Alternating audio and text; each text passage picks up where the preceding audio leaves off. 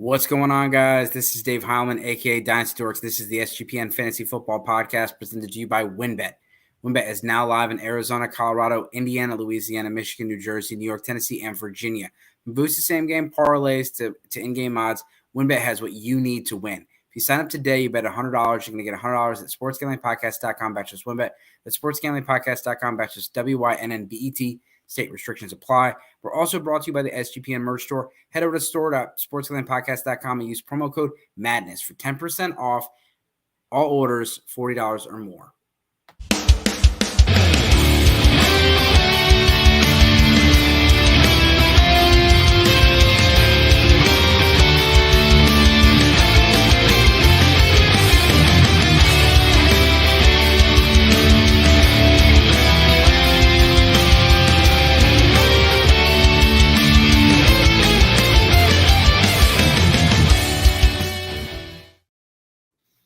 All right, it's combine week's over. I know everybody's trying to digest all that we just took on, and we're going to help you with that tonight with some of our biggest risers and fallers based on the combine. But before that, we had some news today. Derek Carr got signed by the New Orleans Saints. Geno Smith received an extension. Calvin Ridley was reinstated. We saw Josh Jacobs, Tony Pollard, as well as Evan Ingram all get franchise tagged. We got more tags possibly coming tomorrow. Brad, let's talk about Derek Carr. What are your thoughts with him going to the Saints? I love it. I love the opportunity with Alvin Kamara there as the pass catcher, a young, second-year wide receiver now, and Chris Olave, Michael Thomas possibly being there still. Looks like Jarvis Landry being a free agent. You know, they're going to bring in some more talent. They got another first-round pick for basically selling Sean Payton to the Denver Broncos. So they're going to have some more talent to put around Derek Carr, more so than what he had. Really, last year was rough because he had Devontae Adams, and that, as great as Devontae Adams is, that's it. Darren Waller was hurt a lot. Hunter Renfrow was hurt a lot. No more Zay Jones. And then they leaned on Josh Jacobs a lot. So I think it's going to be a nice, well-rounded offense. And I like the landing spot for him much more than the Jets and kind of the just kind of unknown around there and whatnot. So I like the spot. I've got him in a couple dynasty leagues, and I'm pretty happy with it right now. So yeah, I think I'm not moving him up my rankings, but I'm definitely not dropping him down. Maybe moving him up a hair or two. But I like the spot. I told you guys, NFC South, anywhere in the NFC South, I was going to be happy.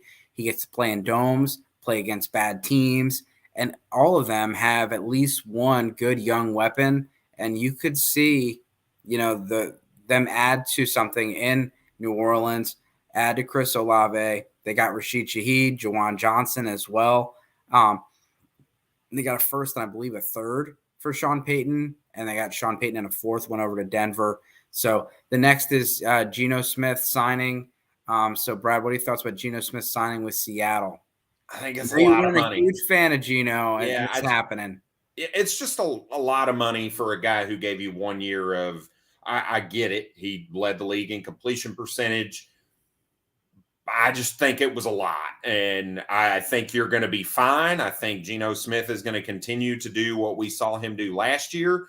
I just don't think Geno Smith puts you over the top, right? I still don't think that this could potentially prevent them from drafting, say, an Anthony Richardson. There's a lot of talk around Anthony Richardson going to Seattle, and this would be premier for him to be sitting behind Geno Smith for two of those three, because likely that third year they can get out of and save some cap space, save some money, give Anthony Richardson a couple years to sit behind Geno Smith. But I'm not wowed by it. They were talking about how they were trying to get a deal done in season. We kind of knew it was coming, for all retrospects. I just, like I said, I don't think he's a Super Bowl winning quarterback. I don't think he's going to get it. I fully expected him to get signed. He's won the locker room, and I think that's a big deal with what they have going on in Seattle. And they may not think that they're a Super Bowl team, but they're going to build that team up and then maybe get their quarterback another time. They could, like you said, at the fifth pick, easily get one of these quarterbacks, or they can do what Seattle always does and trade back and get a bevy of picks and get a whole lot of value in that roster. And Geno Smith, as far as quarterback standard, it's a lot of money.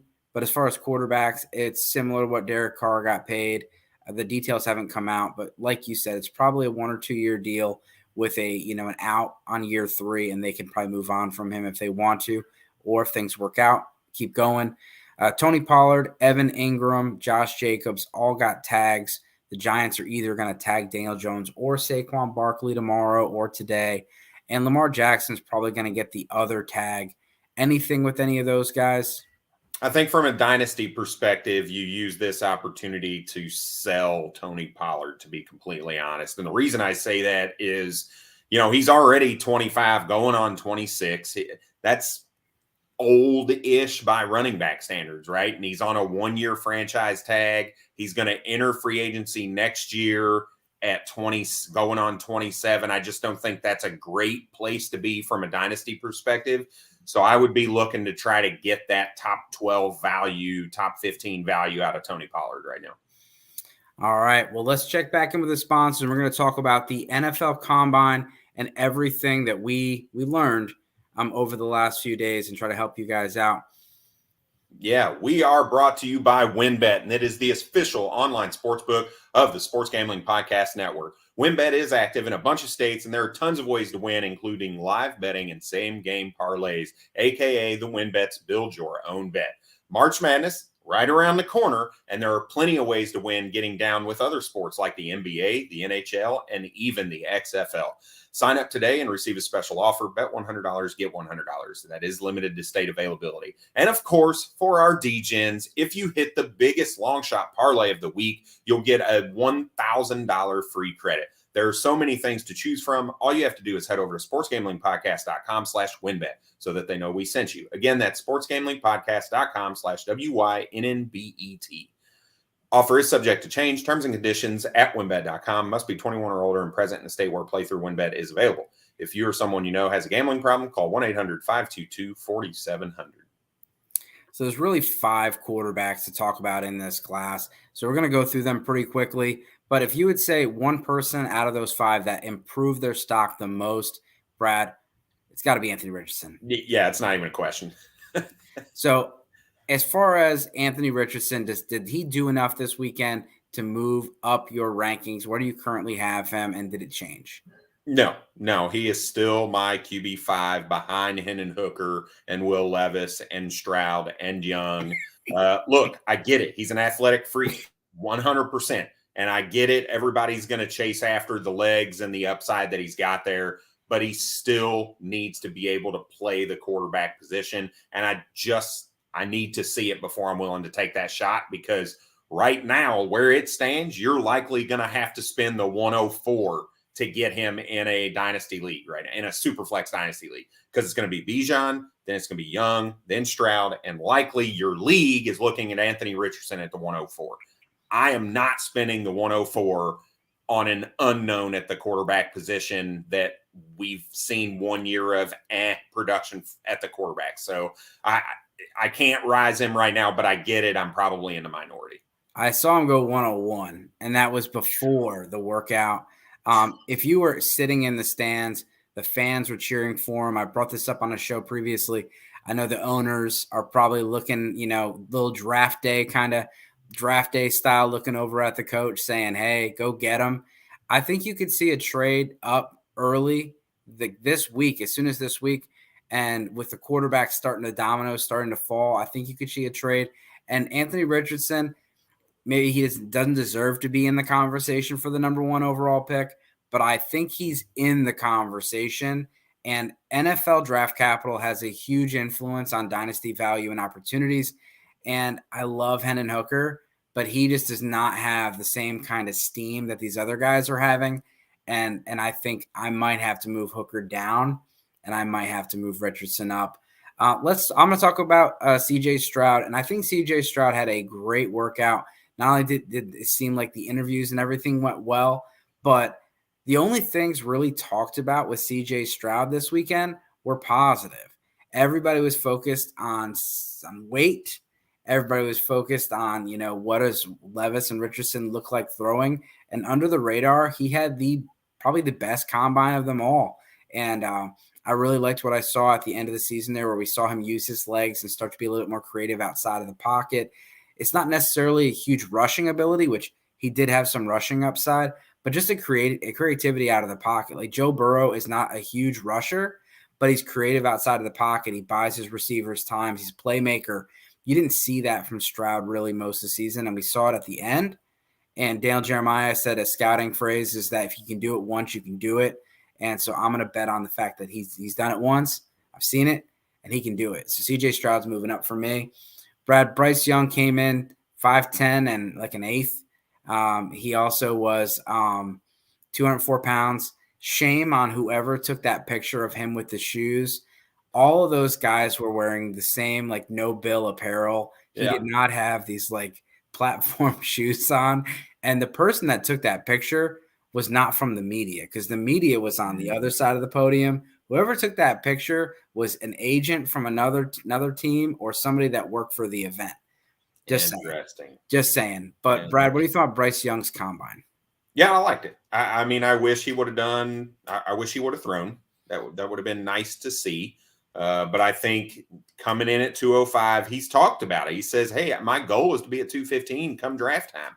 And if he can manage to do that in a healthy manner, where it's actual mass and not like water weight, trying to make weight for a wrestling match or whatever, I think that's the key. And I'm not too concerned. I know you've talked about the outliers, that being a big issue. You don't draft outliers. I think he's clearly I can't say that now because I really like what I saw from Stroud. So there's a chance he could be the one for me. But they're clearly the top two quarterbacks, and I'm not going to argue with anybody who says it's not close if they have Bryce Young at 1.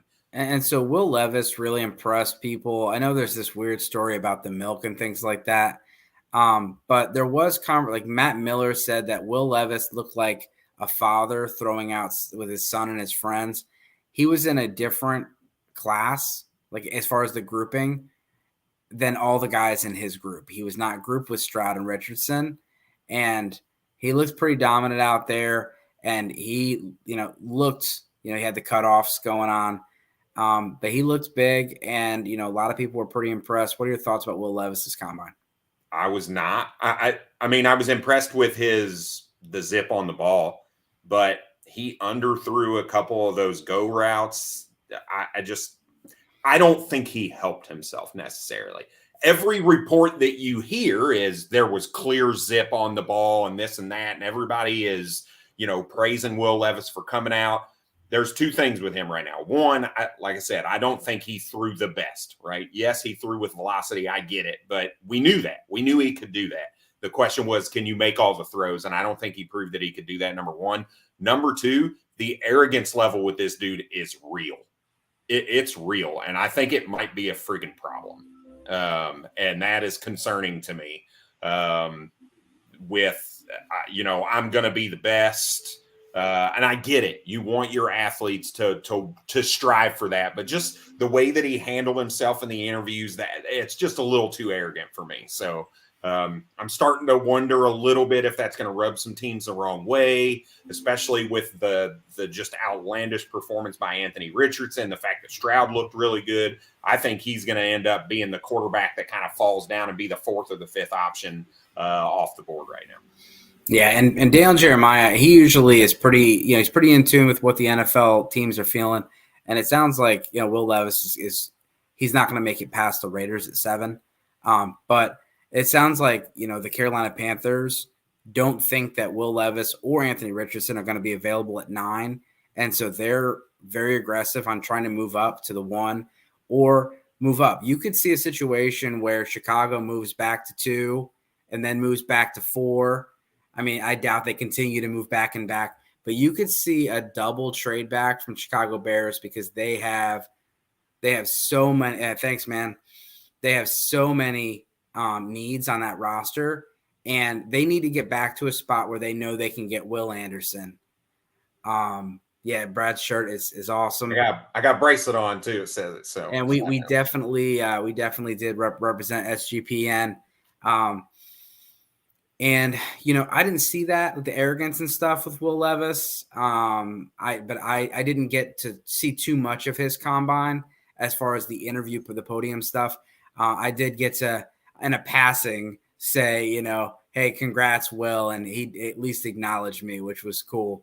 But I didn't get to spend too much time with him because it was so hard to get to those top quarterbacks. But I do think that people are really, really going after. They're going to be putting them pretty high up there, and we'll see. Usually, about 2 out of these 5 quarterbacks will really pan out. As far as Hendon Hooker nailed his interview as far as the podium. A lot of people were talking about him. I had someone come over to me and say, "Man, that Hendon Hooker's a sleeper," and I was like, "Well, you don't know who I am. Must not listen to my show because that's my guy." I think Hendon Hooker is going to be one of these guys that is, he's going to fall into a better spot because later in the draft, and I would love to see him as the guy that's sitting behind Geno, or have him go to a spot where he can sit for a year, get all healed up, and learn. Dale Jeremiah made a great point and said, the difference between him and Anthony Richardson is that he's a finished product. He's 25 years old and he's probably closer to his ceiling already. And so if you're happy with that and you think that that's good and you think that that can go win you games and win you a championship, then you take that. But there's probably not a lot of room for growth, or at least perceived to be. But when you got a guy like Anthony Richardson or CJ Stroud or any of these other guys that are younger, there's perceived room for growth. We'll talk to Seattle with Geno Smith. He's 30-something years old and had the best season he's ever played. So I'm not buying that. Yeah, well, I'll go to and there's been older guys that have done well, older guys that have not done well. I mean, Joe Burrow is an older guy. Brandon Weeden was an older guy. Totally different paths. Brandon Ford. Man, why you got to bring up Cleveland Browns? Come on, man. So as far as favorite rookie to talk to, there are so many of them. I'll stick with the quarterbacks. I did like talking to DTR. I thought he was really interesting, and I think as far as a late round guy, DTR is going to be a guy. Hainer is another guy. I think those guys going to go late day 2, early day 3, and Jaron Hall. Let's move on to the running backs. But before we do that, let's check back in with the sponsors. I want to talk to you guys, about Underdog Fantasy. We're also brought to you by Underdog Fantasy. Underdog is your home for off-season NFL best ball drafts. Our guys, Josh and Andrew, Justin and Andrew do a great job doing best ball all the time. You can, draft with them. They've also got you covered for other daily games, including NBA, NHL, and PGA. Underdog Fantasy is a great way to get down with your Underdog favorite player props. If they're not available in your state, head over to UnderdogFantasy.com. Use the promo code SGPN for a 100% deposit bonus up to $100. That's UnderdogFantasy.com, promo code SGPN. So moving on to the running backs. There was a ton of running backs, and there's a ton of running backs that I really enjoyed talking to. And what I really liked hearing from the running backs is who they've been meeting with. Zach Evans' first team out of his mouth was the Patriots, which was interesting. A lot of Eagles, a lot of Cowboys. The 2 most popular answers for who people met with were the Eagles and the Saints. And the third was the Texans. Those teams came up with almost every single running back that I talked to, that those teams are looking for running backs. And, and it's not like the old days where you got a big guy and a little guy and a pass catching guy and a kick returner. You want a stable of 4 good running backs. And you want them to be interchangeable chess pieces. Maybe you have one, kind of particular, skill set guy. And so I wouldn't love it if Zach Evans went over to Ramondre Stevenson. Probably heard them both. But Jahmyr Gibbs was a very popular guy. Devin A-Chain, very popular guy. Zach Evans, Israel Abanaconda, Chase Brown, very popular guys. Brad, if there's one running back that stood out as far as improving their stock, who would you say it is? I think it's got to be Chase Brown, right, from Illinois. He's a guy that he led the combine in several different categories at the running back position. He also ran fast. So I think he's a guy that, maybe folks weren't paying a whole lot of attention to, even though he rushed for 1,600 yards and had some really solid games against some solid opponents. But I think he finally probably is on the board for a lot of folks that maybe didn't recognize him. And I think he's going to end up being a value for you in the middle of the second. Yeah, we'll get to the tight ends, but I didn't hear anything about Darnell Washington to Georgia, but I didn't get to talk to Darnell too much. But there was a Washington reporter going around, and everybody he talked to, and they did talk to a lot of receivers, a lot of running backs, and they definitely talked to a lot of tight ends. A lot of the tight ends that I talked to the Washington Commanders, and specifically talked about meeting Mr. Eric. Kendre Miller was a guy that I felt like really represented kind of the bigger backs. He's not a big back, but as far as like a lot of these guys that came in under 215, he was a bigger back. I thought that he helped himself. Eric Gray and Tyjae Spears. Tyjae Spears continues to check all the boxes. I was telling this on the other show. You thought a comedian was over at his podium. Everybody was cracking up. Everybody was having a good time. Tyjae Spears was definitely someone that people remembered when they walked out of there, and then he just absolutely crushed the combine.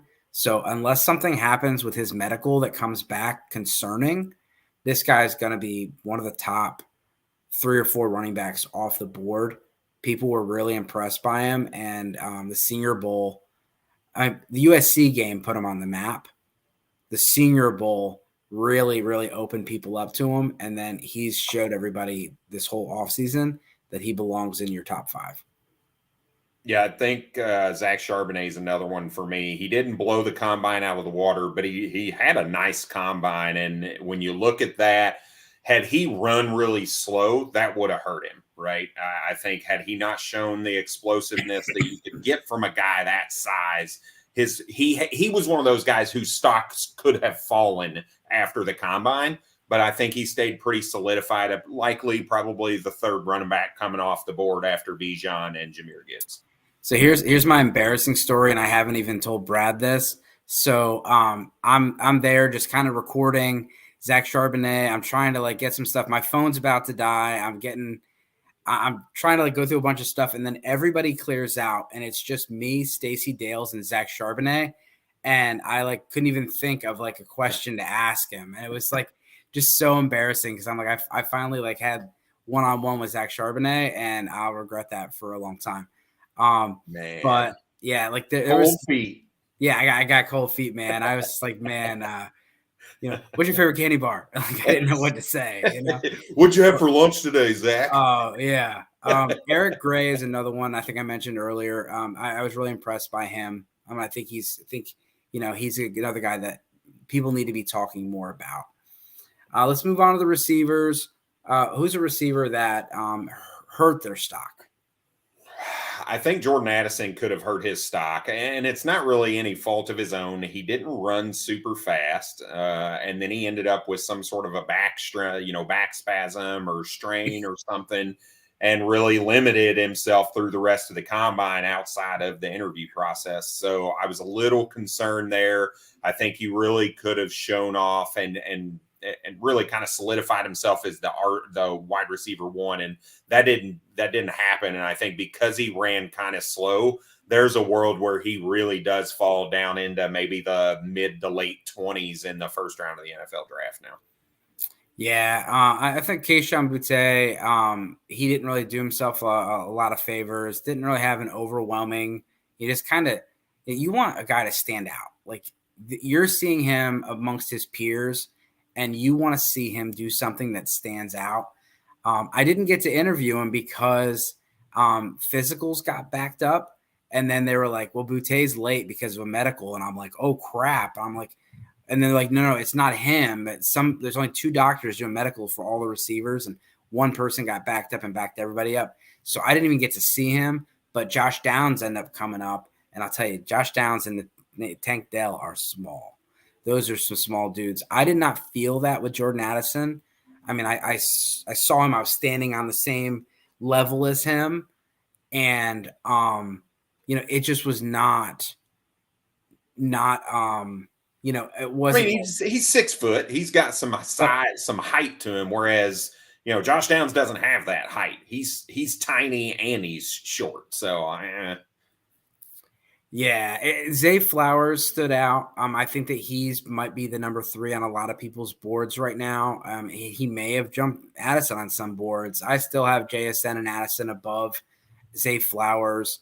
I think that there's some other guys. I think there's a clump of players that we'll see based on draft capital, whether they move up or down the board.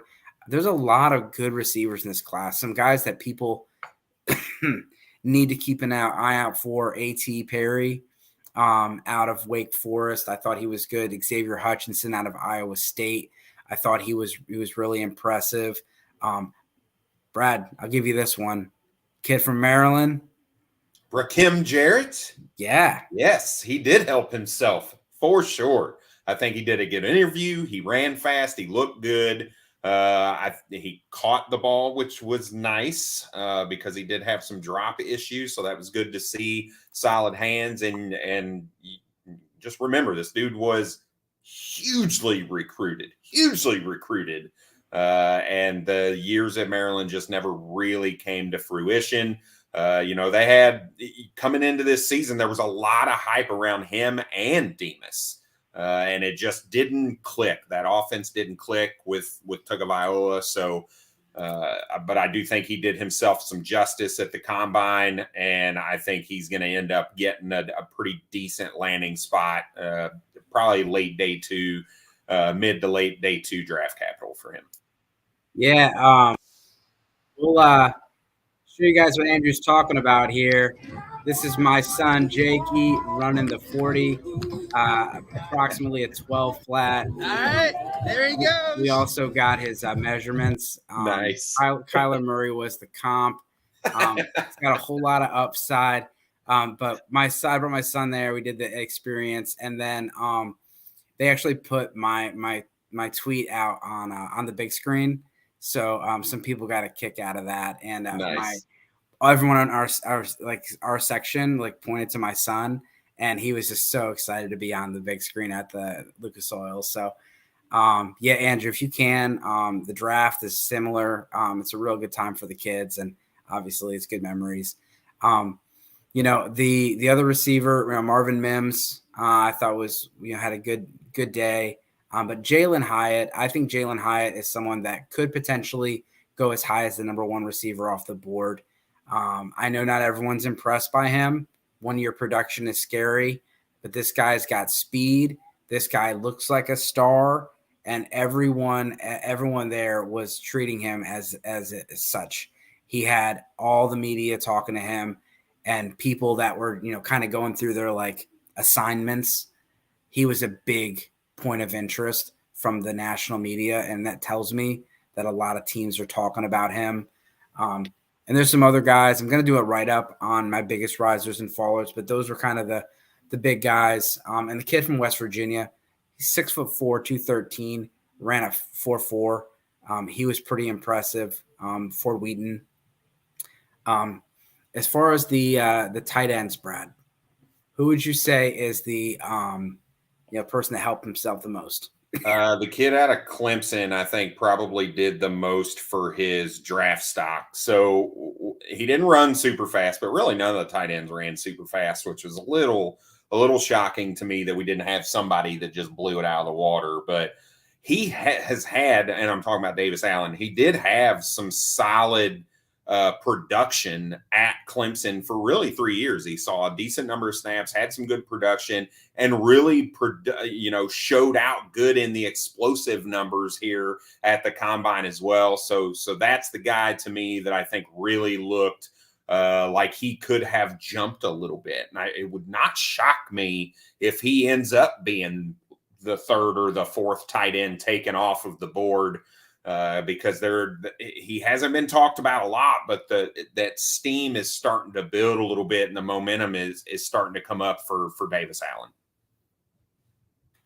Yeah, and Luke Musgrave, they were treating him as if he was one of the top tight ends, and I think if he's not on your top list, he should be. Other tight ends were mentioning him. But Luke Musgrave was someone that absolutely stood out as far as there was a lot of media presence. He had a good combine, answered his questions really well. I loved Leonard Taylor's interview, and I know he's not going to go.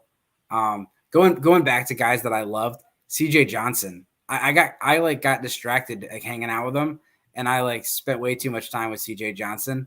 But I was really impressed by him. CJ Palmer was cool. Demario Davis was cool. But Leonard Taylor, I mean, I just was he's a guy that probably not going to be a huge fantasy guy, but I think he's going to be a good pro in the league. Started 60 games for Cincinnati Bearcats. Really engaging speaker, was just, answering all the questions. Seemed like a true pro, loves to block, and Latu from Alabama as well. But the one guy that really stood out at the combine was Kuntz. He ran the fastest 40 at tight ends. He said he got me when he said his player. He said player. I said who's a player that you play like, and he's like Jeremy Shockey. And I was like, you're my tight end one now. Yeah, you got me, bro. I liked him, but there was quite a few tight ends. I think this is a very deep tight end class. So if you're shopping for tight ends, you're not going to have to go super early. And then the last one, Sam Laporta. I was lucky enough to be able to get the first question off, and I was like, what teams you met with? And he was like, he's met with 4 teams formally. Was it was Cardinals, was the Bengals, was the Dolphins, and there was another. I can't remember it. But he met with 12 teams total, and Laporta was definitely someone that NFL Network was putting emphasis on. And Iowa tight ends just translate better. Yeah, they're used to playing in a pro style offense. What are your thoughts on Caden Ellis IDP? I'm not your IDP guy, so I'm not going to pretend. There was this guy McDonald that jumped over a car. That was cool. There's a lot of good. Jack Campbell was a stud. Yep. Jack Campbell would be probably the biggest riser. The one that stood out to me, and this is kind of cheating, I guess, but the kid out of Georgia, Nolan Smith, crushed his interview. Right, that Stacey Dales talked to him on the sideline. He was recruiting guys to Georgia, talking about what the locker room looked like. He ran the fastest out of all the defensive ends. He crushed the combine at that defensive end position. So I think he's probably a guy that you were probably looking more at like an early second round pick, likely probably scooted himself up into the first round there. I didn't get to see all of the defensive stuff because I was traveling those first couple days to get down here because of flight cancellations and everything else. But if you're really looking for that IDP stuff, you need to go check out at the IDP Tipster. That's our guy, Gary Van Dyke. That's where you're going to get all of your IDP information through SGPN. Gary is the man. If you haven't watched his shorts, if you haven't watched any of their YouTube videos or whatnot, you're missing out. So make sure you check them out on the SGPN Fantasy Football Network. Yeah, I did talk to the linemen, and we asked them, a lot of people asked them questions about who the toughest guy you faced. Mozzie Smith from Michigan was brought up quite a bit. Jack Campbell was brought up. The Drew Sanders from Arkansas was brought up. As far as a corner, Witherspoon is a playmaker. He takes the ball away from the defense. He's not just a defender like some of the other guys. And then Brown, Chase Brown's brother, over there, plays safety for Illinois. He was another person that people talked a lot about. But yeah, man, it was a great experience. I encourage everyone to try to go to the combine, go to the NFL draft, do those kind of things. It was cool to be able to do, and I appreciate Sean and SGPN allowing me to go and represent. I did not ask a whole lot of fantasy football questions because I didn't want to get booed out of the place. I did ask them about Madden a little bit, like what's it going to be like being in Madden, and I think it was Israel Abinaconda said it hit me when I was doing the player they're making me into the game. He's like, that was pretty freaking cool. And then a lot of them, like Keaton Mitchell was he's a gamer and he plays 2K, he plays a little Madden. Trey Palmer said he's the best Madden player in the whole out of everyone at the combine. But a lot of the guys, they were like, yeah, like didn't think about that, but that's going to be awesome to be in the game and be like, part of all that. Because I told him, I said, fantasy football and Madden and all that, like it's going to be a huge part of your brand as an offensive player. And like Zach Evans, I told him, I was like, man, if you got a Twitter account, it said you probably want to just hit the mute button on all of us dynasty guys. Oh yeah. But I said some of us are bigger fans than others, and I told him I was a big fan, and I am. My guy Zach Evans is my RB3. So, Brad, we've done this real quick. I'm going to do an article on it as well. If you guys have any questions, check it out, and we're going to have a whole lot of draft profiles coming out here soon. As always, good luck this season. Cheers.